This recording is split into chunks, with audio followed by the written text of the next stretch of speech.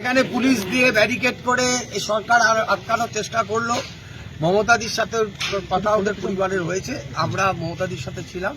মমতাদি যেতে চেয়েছেন, যে কোনো নির্যাতন হলেই কিন্তু আমাদের প্রতিবাদ থাকবে। অভিষেক ব্যানার্জির প্রতিবাদ আছে। রাতে কি যাওয়ার সম্ভাবনা? সেটা তো মমতাদির সিদ্ধান্তটা মমতাদি নেবেন, এইটুকু বলতে পারি। মমতাদি যেতে চেয়েছিলেন, এখনই মমতাদিকে পুলিশ দিয়ে ব্যারিকেড করে আটকানো হয়েছে, গৃহবন্দী করে আটকে রাখার চেষ্টা হয়েছে।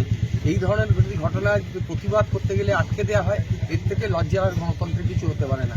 এটা বিজেপি গভর্নমেন্টের কাছে অত্যন্ত সেমফুল ইনসিডেন্ট যে ঘটনা এটা ঘটিয়েছে। এখানে 10 বার দুর্গাপুরে রেপ হয়েছে, উত্তরবঙ্গে রেপ হয়েছে, বেহালাতে শ্বশুরাতে রেপ হয়েছে। ওদের এই 2 বছরে কতগুলো ইনসিডেন্ট ঘটে গেল, সমস্ত 2 মাসেই এতগুলো ইনসিডেন্ট ঘটে গেল। 2 মাসেই এত ইনসিডেন্ট ঘটলো, তারপরেও যদি ওদের লজ্জা না হয়, ওরা যদি লজ্জা না স্বীকার করে, এর থেকে না কিছু। পরিবারের সঙ্গে কি কথা বললেন দিদিমণি, কি বললেন? জানিয়েছে তাদের পাশে আছেন।